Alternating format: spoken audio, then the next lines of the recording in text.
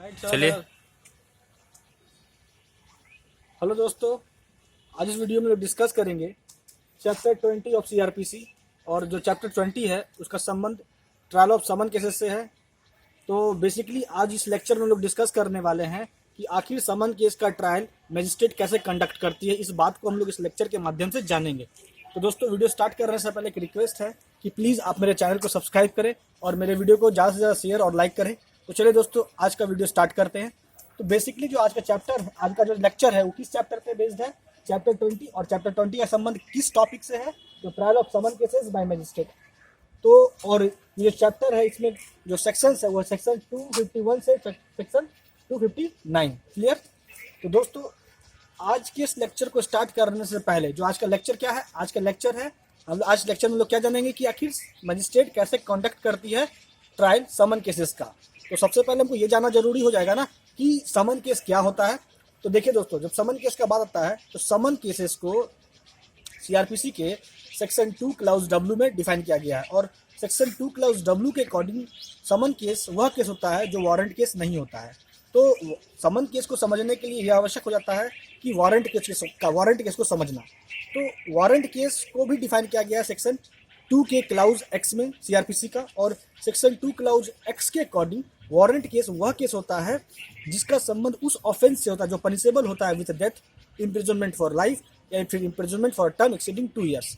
तो warrant case के definition को देखने के बाद हमें ये पता चल गया कि समन केस का संबंध उस ऑफेंस से होता है जिसका सजा 2 वर्ष से कम का होता है, इम्प्रिजनमेंट। क्लियर? तो ये हम लोग जाने कि समन केस किस केस को कहेंगे। समन केस कौन सा केस होगा जिसका संबंध उस ऑफेंस से होगा जो ऑफेंस पनिशेबल होगा with imprisonment for term not exceeding 2 years. Clear? अब हम लोग आते हैं जो आज का जो मुख्य जो टॉपिक है इस लेक्चर का, जो मोटिव है मेरा इस लेक्चर के माध्यम से समझाने का कि ट्रायल कैसे होता है समन केस का मजिस्ट्रेट के द्वारा। तो चलिए स्टार्ट करते हैं, उस पॉइंट पे आते हैं। तो सबसे पहले हम लोग देखते हैं सेक्शन 251। जब हम लोग देखेंगे सेक्शन 251 को, तो सेक्शन 251 के अनुसार क्या कहता है कि जब एक्यूज बिफोर मजिस्ट्रेट अपेयर होता है या फिर एक्यूज को मजिस्ट्रेट के पास लाया जाता है, तो मजिस्ट्रेट का क्या ड्यूटी होता है समन केसेस में कि सबसे पहले एक्यूज में जिस ऑफेंस का एक्यूजेशन लगा है उस बात को समझाना एक्यूज को कि आपने ये अपराध किया है। क्लियर? समझाने के बाद मजिस्ट्रेट क्या करती है, उससे ये सवाल करती है कि क्या आप इस बात को कबूलते हो कि आपने अपराध किया है। क्लियर? दोस्तों, इसमें एक इंपॉर्टेंट पॉइंट क्या नोट करने वाली बात है कि समन केसेस ट्रायल में क्या होता है, जिस ऑफेंस का एक्यूज्ड पे एक्यूजेशन लगा है उस ऑफेंस को लेके जब मजिस्ट्रेट कॉग्निजेंस लेती है समन केस का, तो उस वक्त उस अपराध का चार्ज फ्रेमिंग आवश्यक नहीं होता है मजिस्ट्रेट के द्वारा। मजिस्ट्रेट चाहे तो चार्ज फ्रेम कर भी सकती है या चाहे तो बिना चार्ज फ्रेम किए हुए भी एक्यूज्ड के ऊपर आगे की कार्रवाई कर सकती है। क्लियर? तो हम लोग क्या समझते हैं सेक्शन 251 से? सेक्शन 251 क्या कहता है? Substance of accusation must be stated. Clear है? तो सेक्शन 251 के अनुसार क्या होता है, जब एक्यूज्ड अपेयर होता है बिफोर मजिस्ट्रेट या एक्यूज्ड को लाया जाता है बिफोर मजिस्ट्रेट, तो क्या होता है उसके बाद एक्यूज को मजिस्ट्रेट पढ़ के ये बताती है या समझाती है कि आपने कौन सा अपराध किया है। समझाने के बाद मजिस्ट्रेट क्या करती है, उसके बाद का प्रक्रिया कि इस बात को पूछती है एक्यूज से मजिस्ट्रेट कि क्या आप इस बात को कबूलते हो कि आपने अपराध किया है या फिर आप अपना डिफेंस लेना चाहते हो। तो यहाँ दो बात आता है, या तो एक्यूज इस बात को प्ली कर लेगा कि हाँ हम अपने गुनाह को कबूल करते हैं, या फिर एक्यूज कहेगा नहीं हम डिफेंस लेना चाहते हैं और हमने कोई अपराध नहीं किया है। क्लियर? तो सबसे इंपॉर्टेंट कि अगर एक्यूज इस बात को कबूल कर लेता है कि हाँ हमने अपराध किया है, तो उसके बाद का जो प्रोसीजर है उसके लिए हम लोग देखते हैं सेक्शन 252। तो सेक्शन 252 के अनुसार क्या होता है दोस्तों, जब एक्यूज इस बात को कबूल कर लेता है कि उसने अपराध किया है, तो मजिस्ट्रेट क्या करती है, उसको कन्विक्ट कर देती है उसके प्ली ऑफ गिल्टी पे। दैट मीन्स कि उसके कबूलनामे पे उसको कन्विक्ट कर देती है। ठीक है? लेकिन यहाँ जो प्रक्रिया है कन्विक्ट करने के पहले का, वो ये समझिए कि मजिस्ट्रेट कन्विक्ट कर सकती है, करेगी ही या आवश्यक नहीं, कर सकती है, लेकिन उसके प्ली ऑफ गिल्टी को रिकॉर्ड करेगी ही मजिस्ट्रेट लिखित में। क्लियर? दोस्तों, अगर मानिए कि जिस अपराध का संबंध जिस अपराध का संबंध मतलब एक्यूज्ड पे जो एक्यूजेशन लगा जिस ऑफेंस का, अगर वो पेटी ऑफेंसेस है, दैट मीन्स कि अगर एक्यूज्ड पे जिस ऑफेंस का एक्यूजेशन लगा है वो छोटा मोटा कोई अपराध है, ठीक है, जिसका सजा सिर्फ फाइन है, तो उसके संबंध में मजिस्ट्रेट का क्या प्रोसीजर फॉलो होगा एक्यूज्ड के अगेंस्ट। तो इसके लिए हम लोग देखते हैं सेक्शन 253 क्या कहता है दोस्तों सीआरपीसी का, कि छोटे मोटे मामलों में मजिस्ट्रेट क्या करती है कि छोटे मोटे मामले का मतलब यहाँ क्या, पेटी ऑफेंसेस। पेटी ऑफेंसेस का मतलब आप ये समझिए पहले कि पेटी ऑफेंसेस का मतलब वो ऑफेंस होता है जिसका सजा फाइन होता है 1000 तक का, ठीक है, 1000 से अधिक का फाइन नहीं, 1000 तक का फाइन होता है, तो उस ऑफेंस को हम लोग कहते हैं पेटी ऑफेंसेस। क्लियर। लेकिन अगर वो ऑफेंस पनिशेबल है अंडर मोटर व्हीकल एक्ट, तो फिर वो पेटी ऑफेंसेस नहीं माना जाएगा। तो अगर एक्यूज्ड पे आरोप लगा है किसी छोटे मोटे अपराध को लेके, क्लियर, तो फिर मजिस्ट्रेट कौन सा प्रोसीजर फॉलो करेगी, तो इसके लिए हम लोग देखते हैं सेक्शन 253। और 253 क्या कहता है कि अगर एक्यूज जैसे अपेयर हुआ बिफोर मजिस्ट्रेट और उस पर एक्यूजिशन लगा छोटे मोटे अपराधों का जिसका सजा फाइन है और 1000 से कम है, ठीक है, या 1000 तक का फाइन इम्पोज किया सकता है उसको अपराध को लेके, तो उस मामलों में क्या होता है, मजिस्ट्रेट क्या करती है कि एक्यूज्ड के बिना अपेयर हुए बिफोर मजिस्ट्रेट, ठीक है, अगर एक्यूज्ड को कॉन्विक्ट किया जा सकता है उसके प्ली ऑफ गिल्टी पे। क्लियर। फिर से रिपीट करते हैं कि छोटे मोटे केसेस में मजिस्ट्रेट क्या करती है, एक्यूज्ड को उसके प्ली ऑफ गिल्टी पे कॉन्विक्ट कर देती है बिना उसके उपस्थित हुए बिफोर मजिस्ट्रेट। क्लियर। तो अब सवाल ये उठता है कि एक्यूज्ड जो है अपना प्ली ऑफ गिल्टी मजिस्ट्रेट को कैसे देगा। तो या तो वो इस संबंध में एक अपना एडवोकेट अपॉइंट करेगा, एंगेज करेगा, या फिर अपना प्ली ऑफ गिल्टी मैसेंजर के थ्रू या बाय पोस्ट मेड ओवर या ट्रांसफ़र कर देगा मजिस्ट्रेट को, और उसमें जो फाइन इम्पोज किया जाएगा एक्यूज्ड पे उसके प्ली ऑफ गिल्टी पे, वो फाइन भी होना चाहिए, ठीक है। तो ऐसे प्रक्रिया को फॉलो करने के बाद मजिस्ट्रेट क्या करेगी, एक्यूज्ड को बिना उसके अनुपस्थिति के, दैट मीन्स कि उसको बिना बिफोर मजिस्ट्रेट उपस्थित हुए एक्यूज्ड को कॉन्विक्ट कर देगी, ठीक है, मजिस्ट्रेट। क्लियर। तो इसके लिए हम लोग ऑलरेडी समझ गए कि सेक्शन 253 देखना होता है।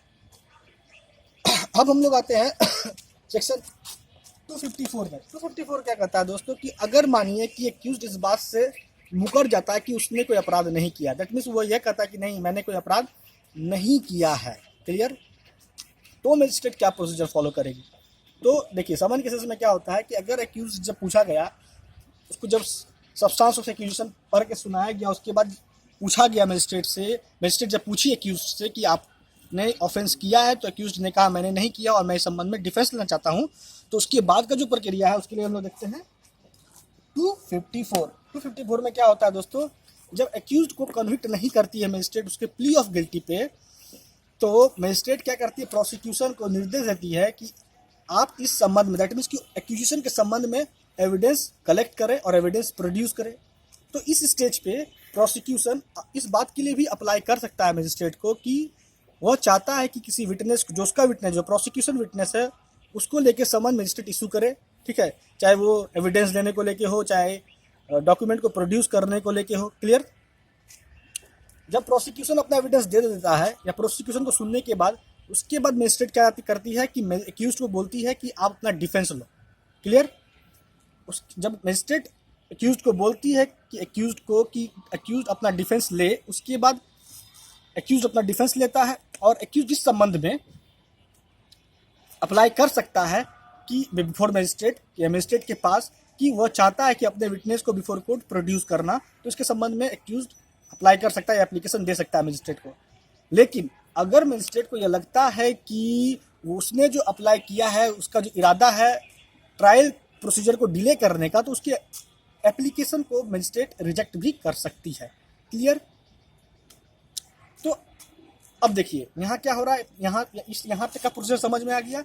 मजिस्ट्रेट क्या कही, पहले प्रोसिक्यूशन का एविडेंस कलेक्ट करी, देखी, कंसीडर करी, उसके बाद एक्यूज को कही डिफेंस देने के लिए, एक्यूज ने जब अपना डिफेंस लिया उस संबंध में जो भी एविडेंस दिया उसको कलेक्ट किया, उसको देखा मजिस्ट्रेट ने।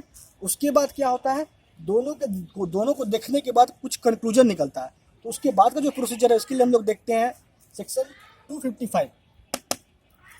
255 में क्या होता है दोस्तों, अगर मजिस्ट्रेट को यह लगता है कि एविडेंस पर्याप्त है और यह साबित हो रहा है कि एक्यूज्ड ने ऑफेंस किया है, तो उसको कॉन्विक्ट कर देती है मजिस्ट्रेट। क्लियर।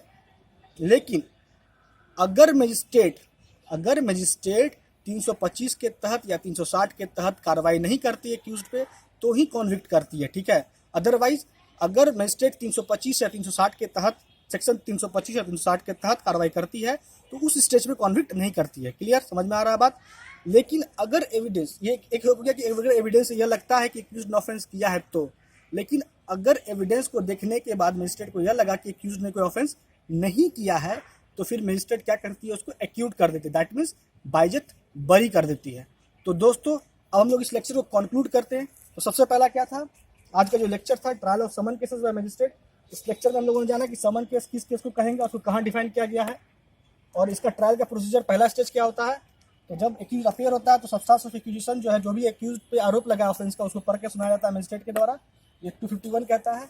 उसके बाद उसके कॉन्विक्शन, उसको कॉन्विक्ट किया जाता है उसके प्ली ऑफ गिल्टी पे, दैट मीन्स कबूलनामे पे। क्लियर है। छोटे मोटे अपराध में जो कॉन्विक्शन होता है प्ली ऑफ गिल्टी को लेकर, उसका क्या प्रोसीजर है, इसके लिए हम लोग देखिए सेक्शन 253। अगर एक्यूज कॉन्विक्ट नहीं हुआ अपने कबूलनामे पे तो क्या प्रक्रिया फॉलो होगा, इसके लिए हम लोग देखें सेक्शन 254। 254 के बाद एविडेंस कलेक्ट करने के बाद, कंसीडर करने के बाद मजिस्ट्रेट क्या करेगी, तो एक्यूट करेगी या कॉन्विक्ट करेगी, जैसा एविडेंस होगा उसके अकॉर्डिंग। तो इसके लिए हम लोग देखें सेक्शन 255। तो दोस्तों ये जो लेक्चर था, ये लेक्चर 2 पार्ट में बटा हुआ है, और ये पहला पार्ट था, और नेक्स्ट पार्ट में हम लोग चैप्टर 20 के आगे के सेक्शंस को देखेंगे। तब तक के लिए दोस्तों थैंक यू।